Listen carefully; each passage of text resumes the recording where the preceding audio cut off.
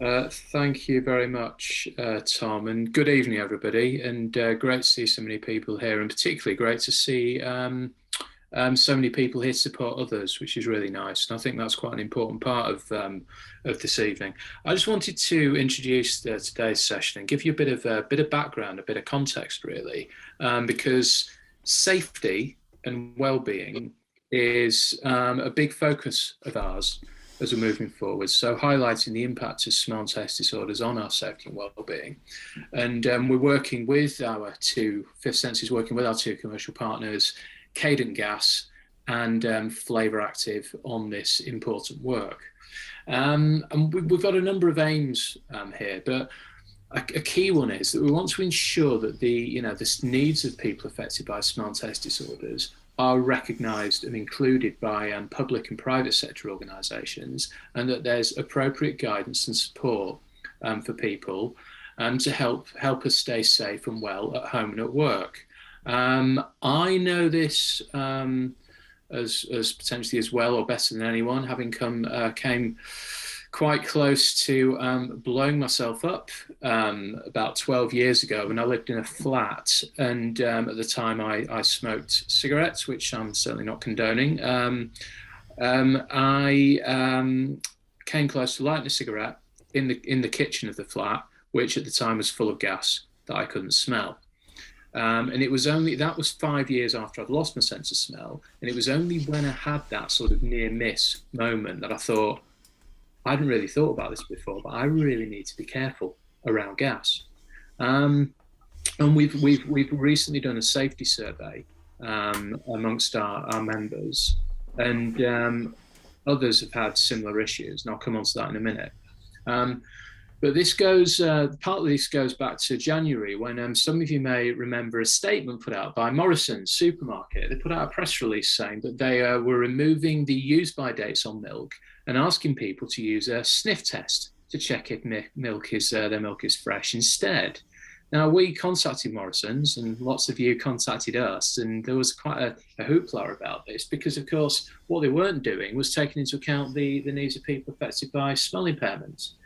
And I contacted Morrison's, had some engagement with them, and they didn't, to be honest, they didn't really seem to get it. Although I checked on their press release earlier on this evening when I was writing my notes for this evening, and I've realised that they've actually they've updated the guidance on there to say that Morrison's would advise any customer with a smell or taste disorder to use the best before and dispose of the milk once this date had passed. This wasn't there a few weeks ago. And I think it has been added on it following, I believe, I suspect, on the back of the contact that we've had with Food Standards Agency, who have been really, really helpful. The FSA have changed the guidance on their website around use of the sniff test, to ensure that, make sure that people with smell disorder are included. And we're going to be hearing from Tom Dowdell at FlavorActive a bit later on around this.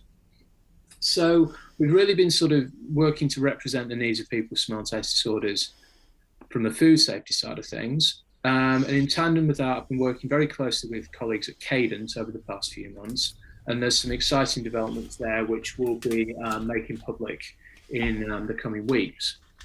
On the back of this, we've decided to undertake a survey of our members to capture people's safety concerns, and also any safety scares and incidents they've had at home. And the results are really quite shocking. Significant numbers of people have experienced gas safety scares and incidents at home. For example, people leaving gas hob on, and without realizing. So someone saying that they were playing music at home in the kitchen, they left the hob on, it was the flame wasn't on, of course, and they didn't hear the hiss because the music was playing. After some time walking around the kitchen and living area, I heard the hiss, followed the sound, and realized the gas knob was still turned on. Couldn't smell the gas at all. I turned it off and opened the windows and stopped all activity, because no one else was at home to tell me how much my flat smelled of gas. And it was on for about 5 to 10 minutes.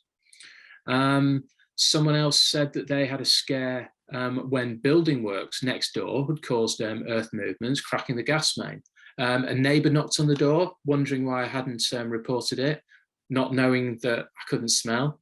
And she was trying to be, let me know what was going on. The gas company arrived and shut the gas off. And apparently it was a very big leak. And again, I couldn't smell it. And then just another one to highlight, it's a situation where a lady who can't smell was at home. Her mum, who had Alzheimer's, lived with her. And a number of occasions she left the gas cooker on. And one day it was the dog came into the room barking to alert her that something was wrong. Walked through to the kitchen, couldn't understand what was happening. Went back through and sat down. Dog comes back through again and jumps on her lap and puts its paws in her face. At which point she called her 7-year-old daughter. They went into the kitchen together, and her daughter screamed out when she realised that the room was full of gas. And then they opened all the windows and back door, and she said, "Thank God for the dog." So there's some real issues being highlighted here. And there's two things, I think. There's the safety aspects itself, but then there's the concern, the stress and worry that this causes people. So the well-being aspect. And we're really determined to sort of build on this and continue working with Cadent, FlavorActive and others to ensure that your needs, safety needs and concerns are represented and understood, and that changes are made. We're certainly not here just to highlight concerns and cause worry. The key thing is we want to work on your behalf and also support you. And what we're going to do now is I'll hand back over to Tom, and we're going to hear from Wayne at Cadent on some tips for staying safe at home from a gas safety perspective. Thank you. Thanks, Duncan. Let me just take the spotlight off you. So some really interesting areas of work here that it's new. We really are opening up the ground here. There's so much we do with Fifth Sense to then take on board, to represent the needs and actually find out where the challenges are. And this is a really key area of work. And so we're delighted to introduce Wayne Merry from one of our partners from Cadent. Wayne, hello, introduce yourself. Hello everyone. My name's Wayne Merry. I work for Cadent Gas and I manage a couple of new processes where we're sort of working beyond the meter where we've never done before. So we're actually working within customers' homes and on their appliances, especially for people that are vulnerable. So people that have usually used a service through Cadent will sometimes might find, or even a gas distribution network as a general, we will usually come into your home and make sure that you're safe. But then if there is a problem with the installation in the property, we'd normally be leaving it isolated and referring you to the gas safe register. Whereas the process I look after, we're going that little bit further and we're undertaking the work ourselves. And I can completely relate to some of the stuff that Duncan was saying. I used to be a first call operative for the gas distribution network, and there's been a few times where I've been called out to a smell of gas, and it has actually been coming from next door where someone's either left an appliance on unlit or they have got a leak. And because obviously they have no sense of smell, they've not been alerted to the issue. So it's something I can completely relate to. Thank you. And it's just kind of curious to know, I wonder if we went back and found out those gas leaks that people didn't recognise. I wonder how many was this sort of unseen issue that's been sitting there all along. When I know the name, you're sort of one of those enormous organisations that not a lot of people have heard about unless they've needed it. Because you're not necessarily the front-facing gas. We'll be going through, Wayne's going to tell us a little about the organisation and give some specific advice. I'm really aware that we've got people from the US and New Zealand and France are the ones I saw. There might be others as well. So we know that the basic content of what we're going through today and the ideas of it will be relevant. But we'll really encourage you as well to go off and find your local numbers for similar services that are available to you. So Wayne, you've got a presentation, it's up there. Where would you like to start on it? Yeah, if we can move on to the next slide, please, Tom. Sure. So who are Cadent? We are the largest gas distribution network in the UK, and we operate and maintain 4 of the networks, which include Northwest, West Midlands, North London, and Eastern, which is made up of East Midlands and East Anglia. We're responsible for getting gas from the transmission network and distributing it to our end users. We ensure it travels safely and efficiently, and we are responsible for the maintenance and replacement of all the pipes in the ground. There are also 4 other gas distribution networks, or GDNs, across the UK, which are Scottish and Southern Gas Networks, Wales and West Utilities, and Northern Gas Networks. So depending on where you are in the UK, your network distributor might be different. If you're up in Scotland, it'll be SGN. Wales and West, they'll be looking after you guys in Wales. Us for Cadent, we also manage the emergency call centre. So if you do have a gas emergency and you call the 0800 111 we manage that contact number, and we'll distribute the people to the right networks, to the right companies, and we aim to get someone out as quick as we can to come and give you help. We receive over 1.5 million calls a year, which is just over 4,000 calls a day to our emergency line. And our emergency and repair workforce will attend roughly around 350 properties a year that have had some form of issue with a gas appliance or the gas network in general. We also manage the mains replacement as well, and that looks to replace usually around about 1,500 kilometres of gas pipe each year. If we go on to the next slide, please, Tom. Sure, Wayne. Just before we do, somebody just said that it sounds like it's a heavy breather, but everyone's on mute. You don't have a sleeve or something rubbing against your microphone, do you? Because there's just a little bit of noise, I think, that's coming from you. Okay, unless it's me heavy breathing, in which case I'm sorry about that. Well, what I'm hearing from all of that is that you know, safety is very much baked into your culture. That is what you do as an organisation to make sure that that massive volume of gas that goes through the network does it without it coming out and being a danger to life. Great, thank you. Cheers, Tom. So yeah, how to stay safe from the dangers of natural gas and CO. So first of all, I'd like to say, obviously on that slide, it says smell gas. That's something that we heavily publicise. It's on the side of our vans. It's everywhere. You'll see it on posters. A lot of the work that we do, it will say smell gas. And it opened up my eyes when I first started talking to Duncan and Dan at Fifth Sense that actually, yeah, we might be missing a trick and we need to rethink about how we brand ourselves and maybe look at using a different terminology. But yeah, that's just something that obviously we have to consider from a Fifth Sense perspective. Thank you. I mean, sorry to interrupt you. This is something that sort of we clicked when talking to Cadent before, just how, tell us about, I don't know if you're going to get onto it, but tell us about the smell in gas. Yeah, so natural gas doesn't actually have an odour. So the transmission network and the high pressure pipelines, they don't have an additive added to them. So you wouldn't actually know if them networks were leaking because there is no smell.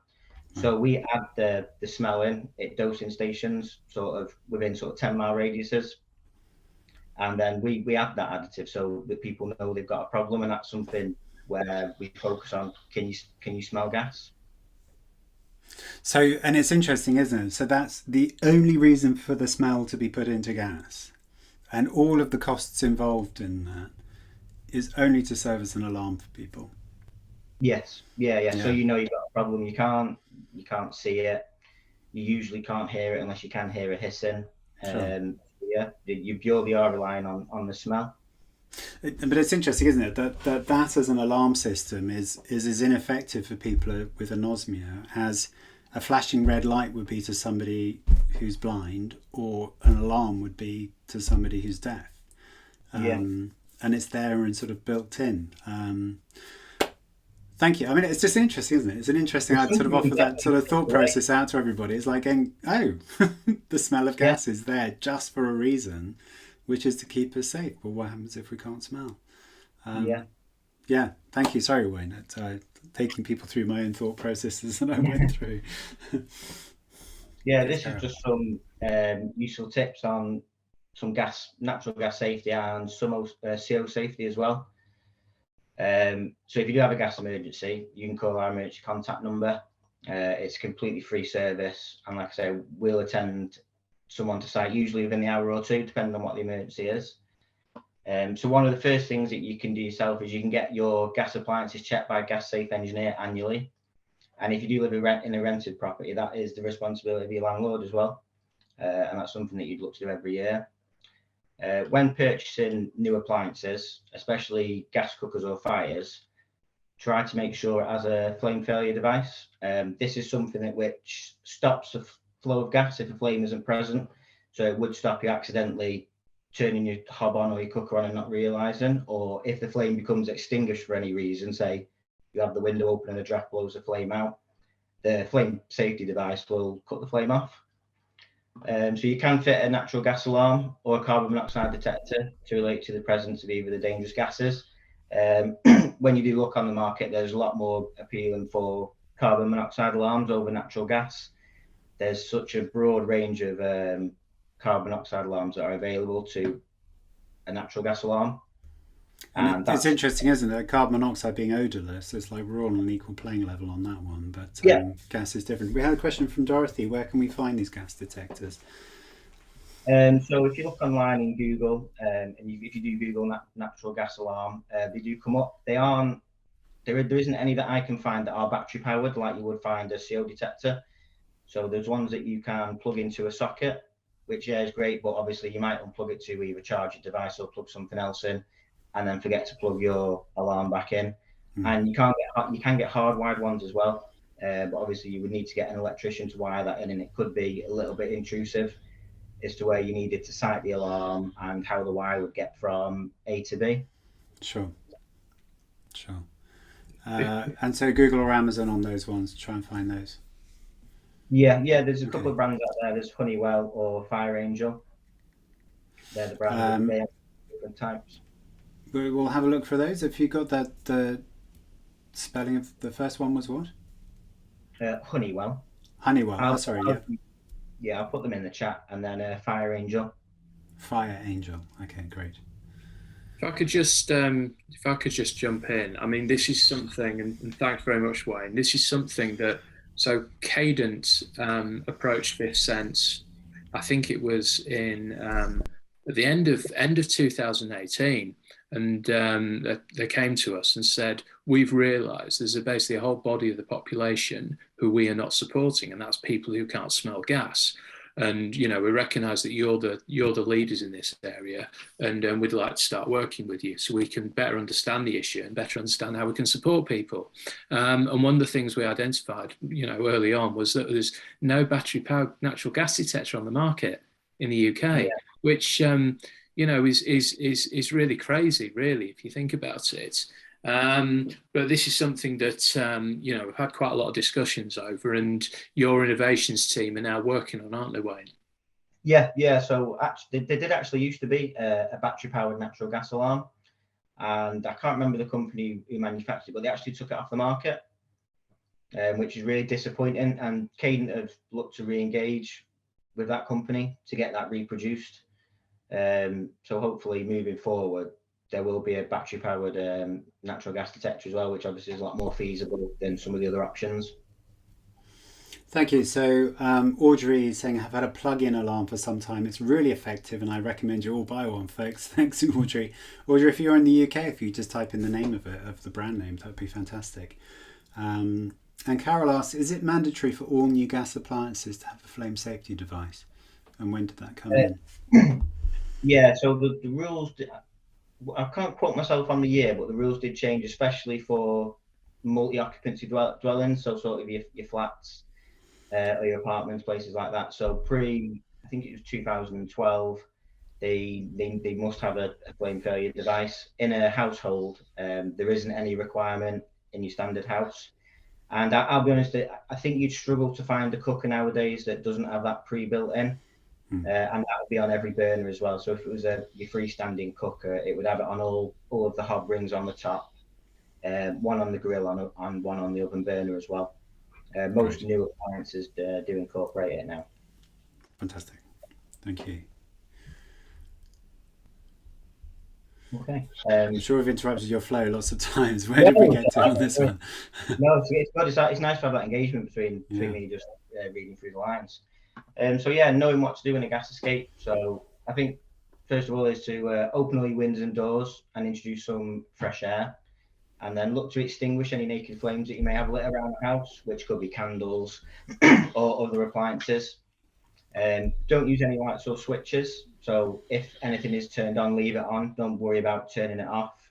It's that flicking of the switch from on or off that can potentially cause the spark. And then call 0800 111 and we'll get someone out to you straight. And like I say, I can't stress enough. I used to be a first call operative, and the amount of times where I get to site and first thing someone asks me is, how much is it going to cost? It doesn't cost you anything. We're here to make sure that you guys are safe.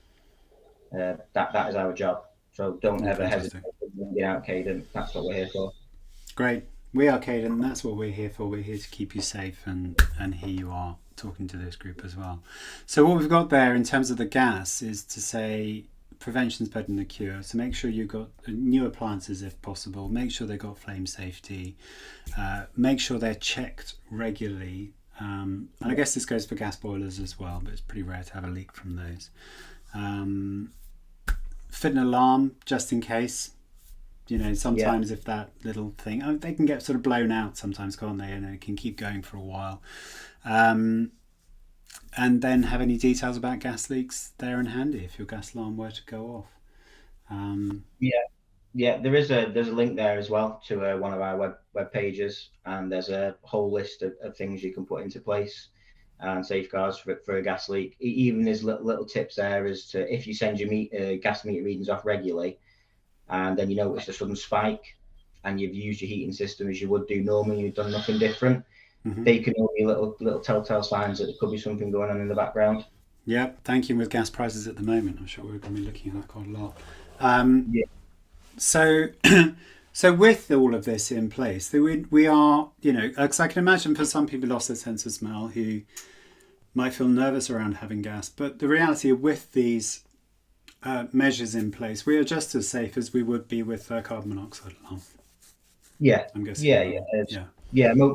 Appliances with the flame safety device, there's no real risk of that being turned on without there being a flame. So there's like a little probe that basically senses the flame.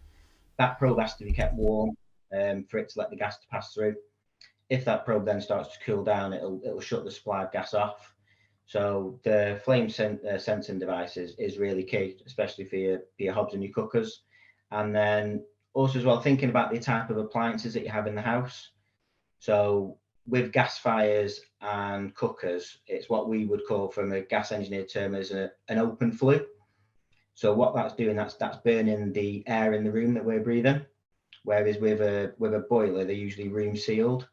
So what the boiler does, it'll drag its air from outside to combust and then push its fumes back outside. So it's all self-contained and sealed.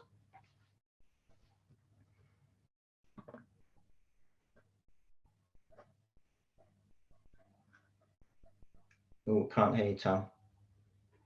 I've got a manual mute that I do just to keep it on background. Anne brought up something which is in the back of my mind as well, which is that natural gas is not the only kind of gas. So Anne mentions LPG, liquid petroleum gas. There's also propane. I live out in the countryside, and we would be bottled gas, which is different to this, isn't it? Yes. So propane and butane, they are gases in themselves, but then you usually find that with propane and butane, they're a lot heavier. So with natural gas, if you have a natural gas escape, a gas leak, it'll rise into the atmosphere and it'll disperse quite naturally. With LPG and butane, with it being heavier than air, you'll actually find that it'll sit low level around your knees. And unless you're having that air changes by opening doors, it tends not to sort of disperse as well as what natural gas would. Sorry, is LPG propane? Have I just learned something today? Yes, that's great. It. So LPG is petroleum. So Anne's question was, do we have, will the natural gas detector work for propane or butane, or do we need to get a separate one?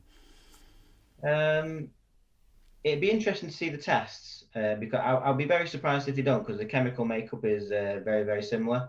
So I wouldn't quote me on it saying that it will, but I'd be very surprised if it didn't. So just make sure that if you're buying a detector that you ask that question very specifically, I guess, to the manufacturer. if you're on one of those. Beth saying Amazon shows detectors that do both. Fantastic. Brilliant. Great, fantastic. So you do say here battery-powered natural gas detector is on its way. Yes, coming soon. That's something that we partnered up with Fifth Sense with, and we're going to re-engage with the manufacturer and hopefully get that redeveloped. And then we also offer the scratch and sniff cards as well, so you can actually test to see if you can actually smell gas or not, and you can rub it, activate the smell, and just to see if you can get that odor in it. From my point of view, as being an ex-FCO, sometimes I was walking into people's properties where they said they could smell gas. I'm going around with all my machinery, all my testing equipment, and I can't find anything. So then what I would do is I would introduce them to the smell of gas. Obviously, it's a little bit different for yourselves, but they can draw a comparison. And you never know, if you did scratch one of these cards, you might not smell what I would smell for gas, but you might be able to distinguish some form of smell. And so interesting. I when I was coming over here, I just chatting to my kids, and I said, "This is the subject today." And I said to them, "Do you know what gas smells like?" And they said, "No." So actually, for those with people in their house with a functioning sense of smell, then that would be very useful, just to sort of educate those around. Keep a smell out for this particular one. If you are people in the house to do that. Yeah, and excellent. Really good, as an FCO. I can distinguish. To distinguish the smell. Fantastic. Let's go on if we can. I'll go on to the next page. This is a really key part as well, isn't it? Yeah. So this is it's Priority Services Register, or the PSR as it's known, and this is it's a completely free service out there, and it's for people who need that little bit of extra help in the event of they lose one of their supplies, whether it be gas, electric, or water.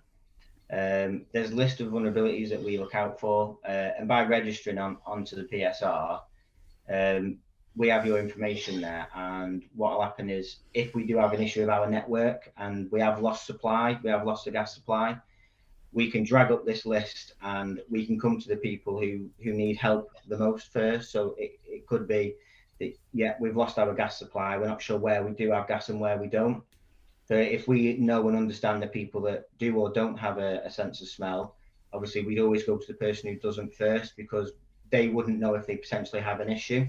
Great. So the PSR is really, really important. And this is also as well, it's shared across the board. So it isn't just Cadent or the other gas distribution networks. It's also shared with the electrical distribution networks, DNOs, and as well with suppliers. And they can tailor what they offer to other people's needs. Brilliant. So people can go onto that. They can follow that link through and register as a person with anosmia. Yes, that's right. There's a form. Fantastic. Yeah, there's a form to fill in, or a contact number, or as well, if you'd rather contact your energy supplier, it's something that they'll be able to enrol you onto as well. Charlie's saying, is it worth registering if you have no gas connection? Yeah, because if you had an issue with your water supply, say if they added too much chemicals or something like that, you maybe be unaware of it, and your water company will still be able to contact you, and as well as the electrical as well. If they had a surge or something like that potentially could cause a fire or something, if they have that awareness of no sense of smell, then they'll come to you first. Good stuff. And then the warm home energy discount scheme, and I think this is really prevalent and it's very current as to where we're going in the market at the minute. And this is basically a scheme offered by suppliers where you could potentially get £140 off your electricity bill for winter. And if you have the same supply for gas and electric, you can also look to split it between the two. And that's something that you can contact your supplier for, or you can have a look at that link on the .gov website. It's something that I didn't realise was out there. I'm 90 years old. We inquired through a supplier and she got it, and it's helped her out massively. Fantastic. Well, that's fantastic. We've got a few more things to cover in our hour. Anything else that we haven't touched on as yet? No, just that. That last slide. Obviously, it is really prevalent the way the price of fuel is increasing, and there's going to be a lot more people who are going to have to make that decision to either heat or eat, and it's not very nice. So there's some useful tips there. I won't read through them if it's up the time, but there's all things that we can do at home ourselves. And then if someone is struggling, pick up the phone to Citizens Advice or to National Energy Action. We work really close with them, and there's so much help that you can get out there, from the warm home discount to Eco3, local schemes. So I'd encourage everyone to try and get on the website or speak to someone over the phone, and then if you can, get your meter readings in before the 31st of March, which is obviously with the price increase. Excellent, thank you. So we have some tips around the big issues around gas at the moment as well. Wayne, thank you very much indeed for being here, for your support, your understanding, for opening up these issues to other people. We have other partners as well that Duncan's going to introduce. Yeah, sure. Thanks, Tom. And also thank you very much, everybody, for sharing your concerns and experiences. It just sort of, really sort of demonstrates the kind of breadth and depth of some of the issues and challenges. And I think, Audrey, the point, just to reference the point you've made about, how a fire can be an issue, potentially even before a smoke detector is triggered. But yeah, just to introduce the next bit, I'm going to introduce Tom Dowdell, who's head of marketing at FlavorActive, our partners. So FlavorActive are the world's leading sensory training company for the food and beverage industry. So they train the people in companies like Coca-Cola and Danone. They train those people to taste product well, so they can, ensure the product is of high quality, but also a big part of that is around freshness and safety. And we've been working quite a lot with FlavorActive over the past few months, particularly following on from the Morrison story, to look at how we can increase awareness within the food and beverage industry of smell and taste disorders. And one thing that's come up is around, and the Food Standards Agency said this themselves, how there's often quite a lot of confusion between the dates on food. So the use by dates and best before dates, what do they actually mean? So we're going to play a video now of Tom speaking. He sends his apologies. He wasn't able to join tonight. Good evening. I am Tom Dowdell, Head of Marketing at FlavorActive, and I'm pleased to be here at the session today. Thanks to Duncan for the invitation to this session. I'm pleased to provide an update on behalf of FlavorActive with our joint campaign on food safety with Fifth Sense. Just a little bit of information about FlavorActive for those who haven't heard of us before. We deliver sensory solutions to the largest food and beverage brands globally. Our flavour standard and proficiency programs have been relied on by the food and beverage industry for the last 25 years. We also have a team of sensory specialists based all over the world who deliver training in person at food and beverage production plants, but also virtually at a distance as well. Our work with Fifth Sense began back in 2014, and we very much see each other as a strategic partner and an extension of each other's organisations. Recently, we have been working with Fifth Sense on a food safety campaign that comes in light of recent news stories regarding Morrison's removing dates from their milk and advising consumers to use the sniff test to see if the product can be consumed or not. That was obviously brought to our attention, and we've had some really great conversations and discussions with not only Fifth Sense but with the Food Standards Agency as well. And I just wanted to share some points on behalf of FlavorActive in terms of what our stance is on food safety and what we're doing with Fifth Sense in the joint campaign together. So firstly, our stance is, whilst we understand that the actions taken by a lot of food and beverage brands, for example, like Morrison's removing dates from milk, is done with good intentions to reduce food waste, which, as we know, is a big issue in today's society. It does have an impact that obviously by advising people to use the sniff test is potentially dangerous, because bacteria can't be seen, can't be tasted, and can't be smelt either. So particularly with people with, say, weak immune systems, that's very dangerous indeed, and potentially even life-threatening. So definitely not to be advised. And in our conversations with the Food Standards Agency, they have really promoted that strongly, and worked with us on even changing some wording to make it clear to consumers that that is the case. Secondly, we think brands should want their consumers to have the best possible experience. We have done lots of research and talked and presented at several conferences and held webinars all around the world in several languages, that we show that quality drops off the face of a cliff once it passes the shelf life for some products. And we think brands should want their consumers to have the best possible experience, to uphold their own reputation, and to get consumers wanting to keep trying the product and keep coming back and buying more of it. Obviously, this doesn't happen when they have bad experiences, when they think that the product might be still acceptable to drink, even though it's gone past the shelf life.